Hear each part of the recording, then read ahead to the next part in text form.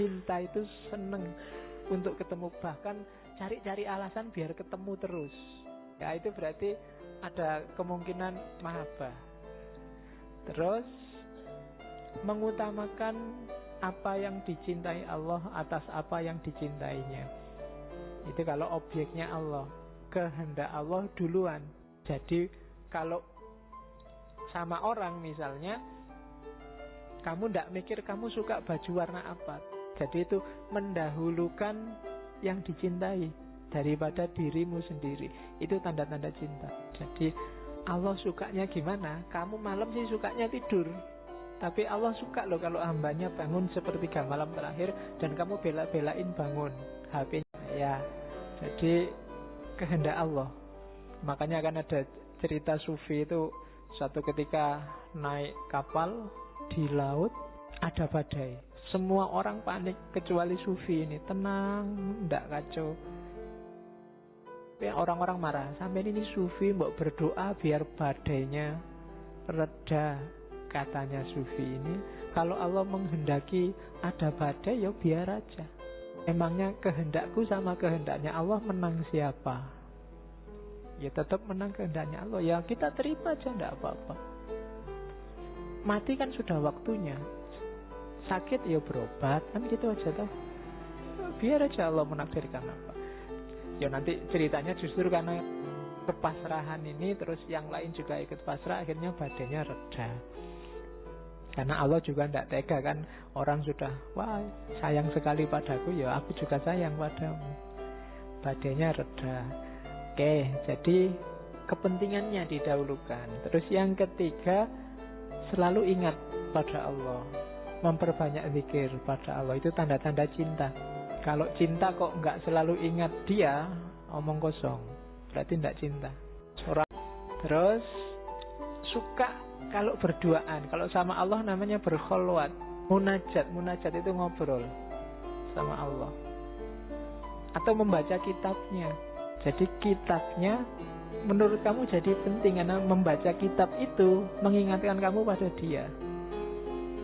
Jadi kalau ada orang Islam ngaku cinta sama Allah tapi males ngaji, itu omong kosong, tidak mungkin. Jadi ciri yang keempat, suka kalau berduaan. Pak, kalau ini kan nggak perlu saya jelaskan, kamu paham lah. Mana ada orang jatuh cinta sukanya rame-rame, mesti pinginnya berduaan. Oke, terus mesti pingin berdua, ya.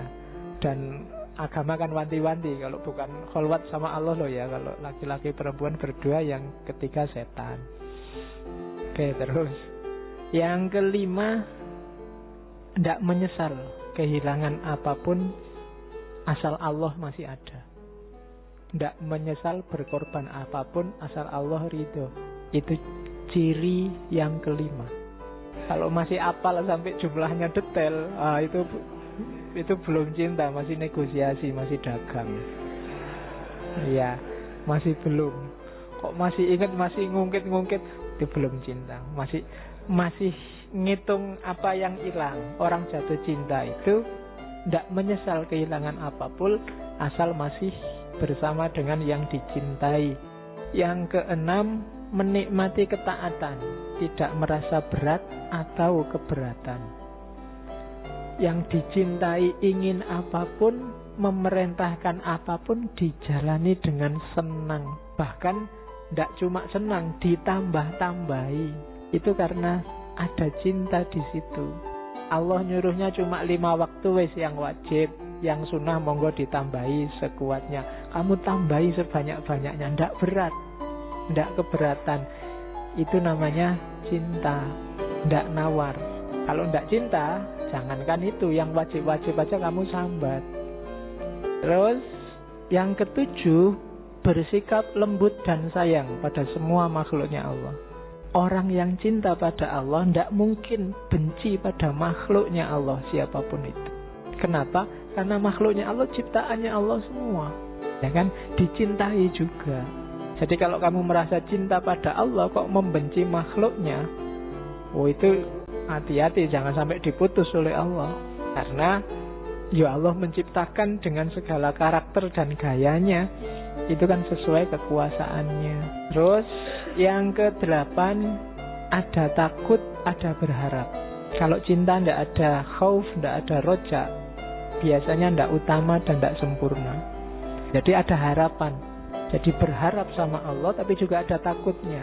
Ini dua kombinasi yang dua-duanya harus ada. Ya jangan takut saja tanpa harapan, atau berharap saja tanpa takut. Takut tanpa harapan itu nanti hasilnya putus asa. Harapan saja tanpa takut hasilnya sakarepe dhewe. Maka dua-duanya harus imbang. Yang ke-9, biasanya orang jatuh cinta itu cenderung tidak pamer. Tidak memamerkan cinta sebagai wujud pengagungan, pemuliaan. Kalau masih pamer, itu biasanya belum mendalam. Cirinya memang cinta yang sejati itu hanya untukku, tidak untuk yang lain. Kamu milikku saja loh ya, orang lain jangan sampai tahu. Makanya tidak pamer-pamer. Orang cinta itu ada kecenderungan serakah. Allahku saja, jangan diganggu-gugat. Biasanya itu alamat kamu benar jatuh cinta. Kalau ada orang bisa akrab sekali sama Allah, bisa dekat sekali sama Allah, kamu iri.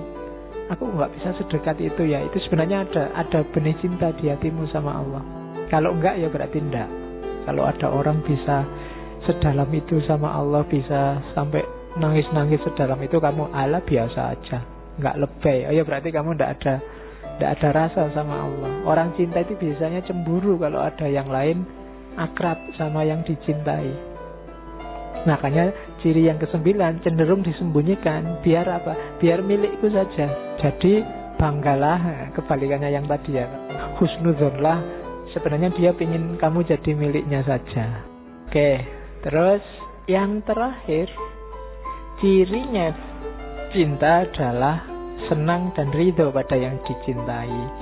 Meridhoi Allah, ini yang teorinya agak panjang kan, meridhoi Allah itu. Kalau Allah ridho pada kita itu cenderung lebih mudah karena Allah Maha Penyayang. Kita yang sering tidak ridho pada Allah, kita sering komplain, sering tidak terima, sering kok gini ya Allah, Indonesia ini kok gini ya, itu mengeluh namanya. Tidak ridho pada ketetapannya Allah. Orang yang cinta itu ditetapkan apapun oleh yang dicintai, oke, tidak masalah. Itu tanda-tanda cinta.